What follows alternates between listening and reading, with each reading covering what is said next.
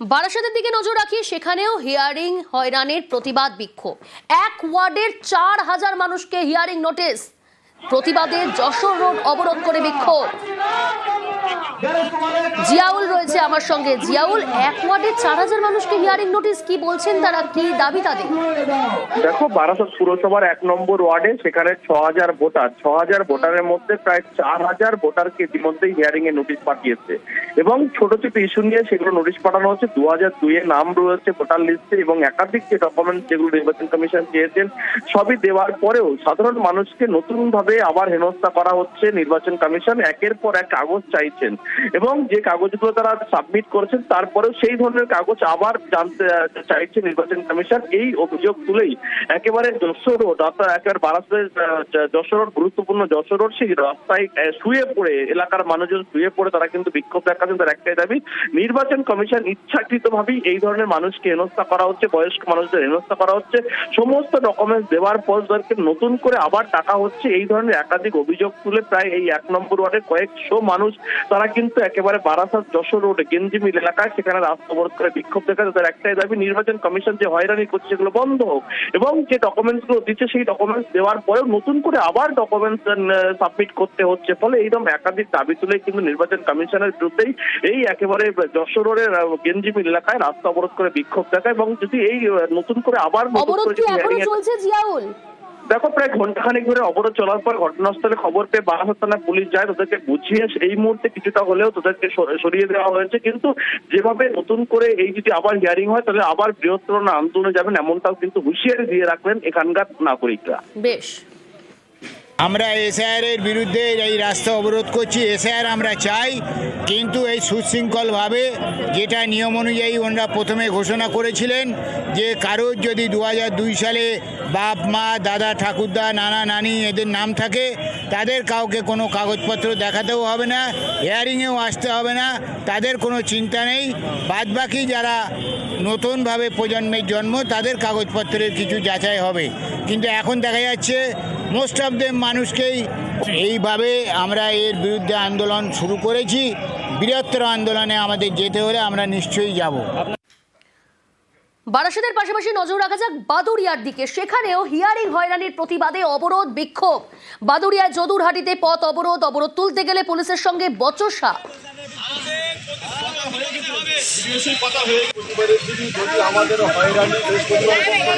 এই এলাকার বিভিন্ন বুথের সাধারণ মানুষ তাদের নামগুলো ইচ্ছাকৃতভাবে বিডিও অফিস থেকে বা নির্বাচন কমিশনের দপ্তর থেকে যেভাবে রিটার্ন করা হচ্ছে, অযথা মানুষের হয়রানি করা হচ্ছে। এই হয়রানিকে বন্ধ করার জন্যে সর্বসাধারণ মানুষ তারা পথ অবরোধ করতে বাধ্য হয় এবং আমাদের বাদুড়িয়া থানার পুলিশ প্রশাসন এখানে আসেন। প্রশাসনের আশ্বাসে অবরোধ তুলে নেওয়া হয়।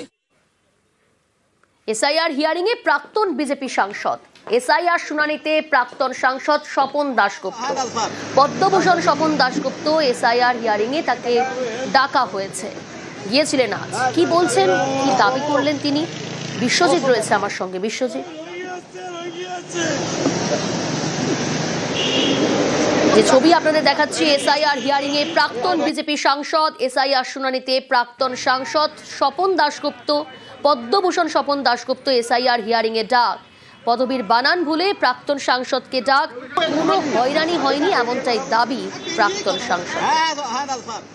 ওদের কোনো টেকনিক্যাল কিছু ব্যাপার ছিল, কিন্তু কোনো সমস্যা ছিল না। আমি পাসপোর্টটা দেখিয়ে দিলাম।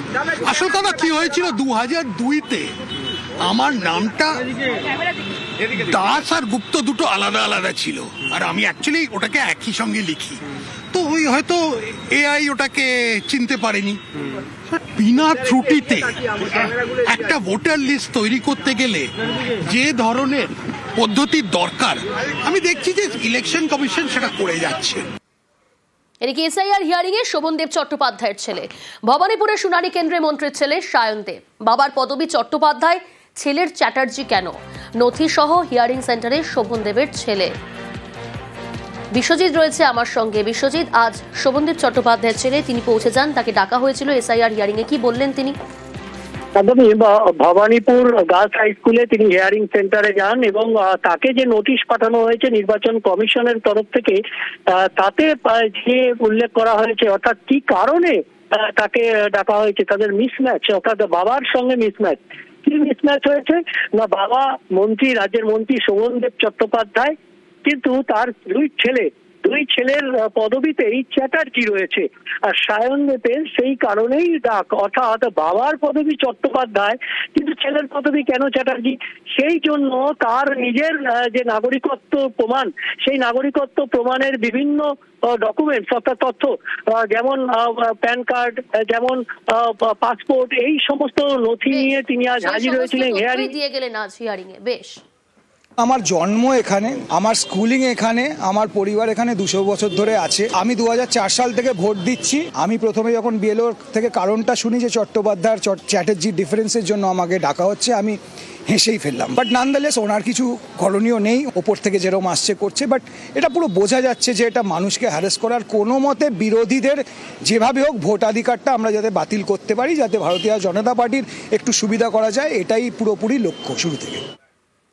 এদিকে এসআইআর হিয়ারিং এ ক্রিকেটার মোহাম্মদ সামি ভাইকে নিয়েই তিনি এলেন হিয়ারিং এ, শুনানিতে হাজিরা দিতে এলেন মোহাম্মদ সামি। বিষয়ের ডিটেইলস জানাবে হিরণ, রয়েছে আমার সঙ্গে হিরণ। দেখো, মোহাম্মদ সামি তিনি দীর্ঘদিন ধরে বাংলায় খেয়েছেন। 2004 সাল নাগাদ তিনি উত্তরপ্রদেশ থেকে এসে বাংলার ভোটার হয়েছিলেন। তো সেই সময় থেকে তিনি ভোটার প্রক্রিয়ায় রয়েছেন।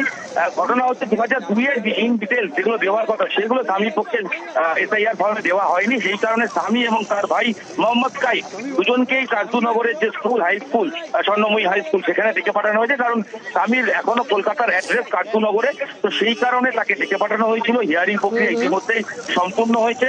তাকে ছবি চাওয়া হয়েছিল এবং আদার ডিটেলস যা খবর, তাকে তিনি পাসপোর্ট এবং তার ছবি ইতিমধ্যেই জমা দিয়েছেন এবং বর্তমানে তিনি স্কুলের ভেতরেই রয়েছেন। মোহাম্মদ সামি এর আগেই ডাকা হয়েছিল, যদিও সেই সময় বাংলার হয়ে বিজয় হাজারে ট্রফি খেলার জন্য তার পক্ষে আসা সম্ভব হয়নি।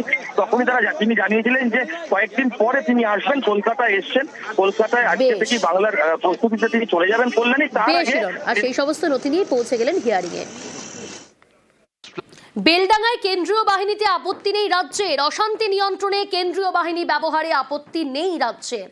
অর্ণব রয়েছে প্রতিনিধি। অর্ণব, হাইকোর্টে রাজ্যের তরফ থেকে আজ কি জানানো হলো? দেখো, বেলডাঙ্গার অশান্ত পরিস্থিতি সেটাকে নিয়ন্ত্রণ করার বিভিন্ন দাবি নিয়ে বা আবেদন করে শুভেন্দু অধিকারী মামলাটি করেন, অর্থাৎ তার পুরনো মামলায় নতুন করে একটি আবেদন রাখেন। সেই মামলাতে প্রধান বিচারপতি সুজয় পালের ডিভিশন বেঞ্চের প্রশ্ন ছিল রাজ্যের উদ্দেশ্যে যে রাজ্য নিষ্ক্রিয় ছিল এবং কেন্দ্রীয় বাহিনী সেই জেলায় মোতায়েন থাকলেও তাকে কাজে লাগানো হয়নি পূর্বের যা নির্দেশ ছিল। এক্ষেত্রে রাজ্যের তরফে সিনিয়র অ্যাডভোকেট কল্যাণ বন্দ্যোপাধ্যায় সাফ জানিয়ে দেন একেবারে রাজ্যের আইন শৃঙ্খলাকে দোষারোপ করার জন্য এই ধরনের অভিযোগ আদালতে করা হচ্ছে এবং এটাই বারবার করা হয়।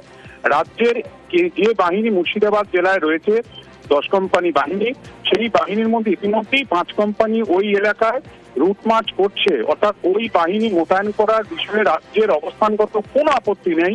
শুধু তাই নয়, যে বাহিনী রয়েছে তার মধ্যে একটা বড় অংশ কাজও করছে।